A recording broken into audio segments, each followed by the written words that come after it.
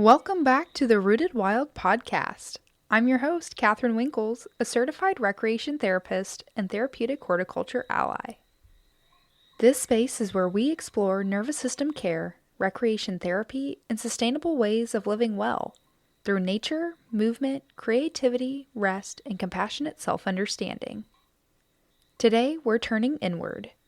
This episode is called Rebuilding Trust with Your Body. Safety, self-trust, and internal cues.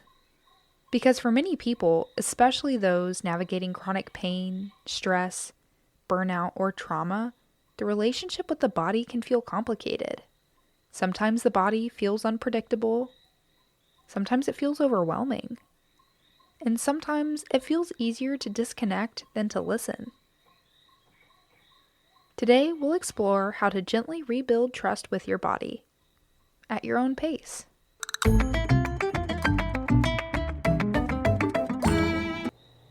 Before we talk about body trust, take a moment to simply notice your body. You don't need to scan for discomfort. Just notice where you feel contact with the surface beneath you, where your breath is moving, where you feel neutral or steady. If nothing stands out, that's okay. Body awareness doesn't need to be intense to be meaningful. Take a slow breath in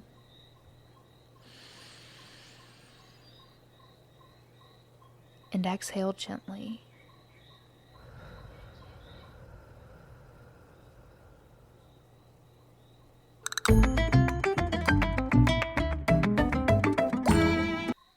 Why body trust can feel difficult. Trust in the body is not something we're always taught. In fact, many experiences can disrupt that trust. For example, chronic pain may make the body feel unreliable. Injury or illness may change what the body can do. Trauma can create a sense that the body is unsafe or overwhelming. And burnout can lead to ignoring internal signals for long periods of time. Over time, the brain may learn it's safer not to listen. From a neurobiological perspective, this makes sense. The brain is trying to reduce distress by limiting awareness of uncomfortable sensations. But this can also create a disconnect between what the body is signaling and what we consciously notice.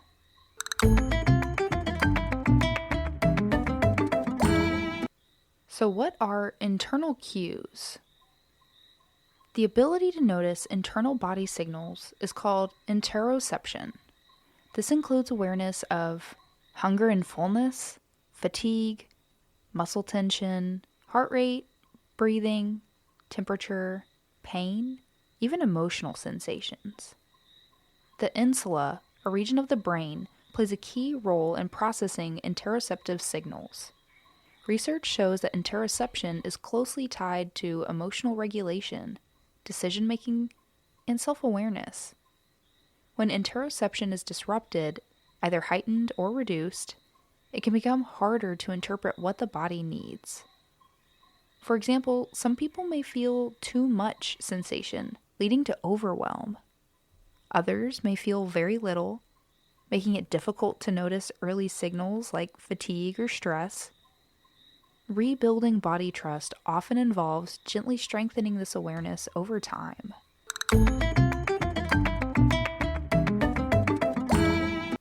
So let's get into safety before awareness. One important concept: the body needs to feel safe before it can be fully felt. If the nervous system is overwhelmed, increasing body awareness too quickly can feel dysregulating. That's why body trust is built gradually. We start with neutral sensations, predictable experiences, and short moments of awareness. And this might include noticing your feet on the ground, or feeling warmth in your hands, or even tracking your breath for a few seconds. These small experiences help the nervous system learn it's okay to be here.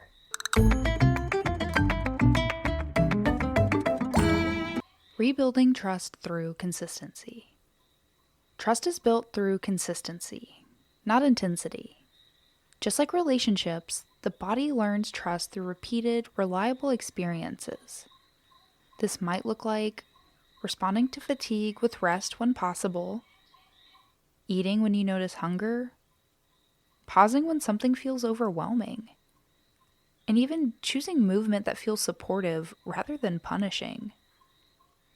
Each time you respond to your body with care, you reinforce, I can listen and I will respond.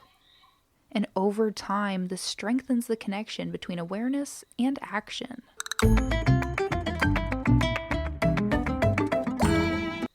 So what about differentiating signals versus fear? One challenge is learning to distinguish between body signals and fear-based interpretations. For example, a racing heart could mean anxiety, excitement, physical exertion, or nervous system activation. The body provides information. The brain interprets it. Rebuilding trust involves becoming curious about sensations rather than immediately reacting to them. You might ask, what is my body communicating? What does this sensation need? Can I observe this without judgment for a moment?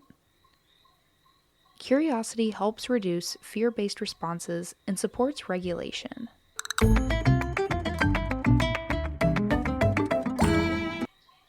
Here are a few accessible ways to begin reconnecting with your body. Number 1, micro check-ins. Pause for 10 to 20 seconds and ask, what do I notice right now? Do I need anything? Number 2, neutral body awareness. Focus on areas that feel neutral rather than painful, such as hands, feet, breath, and contact points. Number 3, gentle movement exploration. Try small movements and notice. What feels supportive? What feels like too much? And what feels neutral? Number 4, sensory anchoring. Use external sensory input to support internal awareness. Hold a warm cup, step outside, and you can even listen to calming sounds.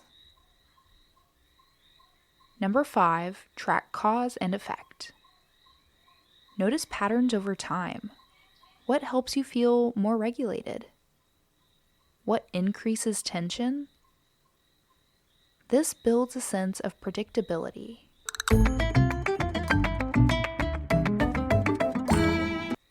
Body trust and chronic pain. For individuals living with chronic pain, body trust can be especially complex. Pain signals don't always reflect injury. Instead, they may reflect nervous system sensitivity, learned protective responses, or heightened signal processing. This means rebuilding trust is not about ignoring pain. It's about developing a more nuanced relationship with it. You can acknowledge, my body is trying to communicate, without assuming my body is unsafe. This shift takes time and compassion.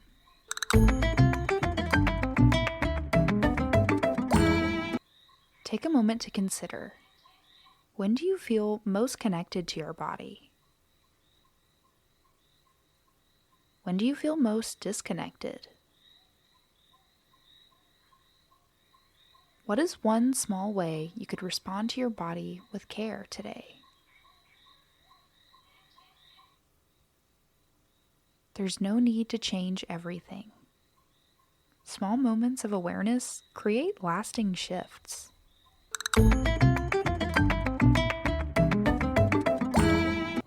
Rebuilding trust with your body is a gradual process.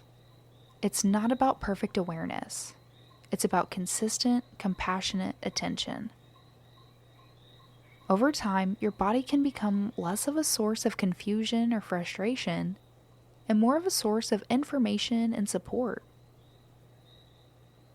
If you'd like additional tools, guided practices, and recreation therapy resources, you can visit rootedwildretreats.com. You can also follow along on Instagram at rooted_wild_retreats for more strategies to support nervous system regulation, body awareness, and sustainable wellness. And if this episode resonated with you, consider sharing it with someone who might benefit or leaving a review. Until next time, you know the drill. Stay wild!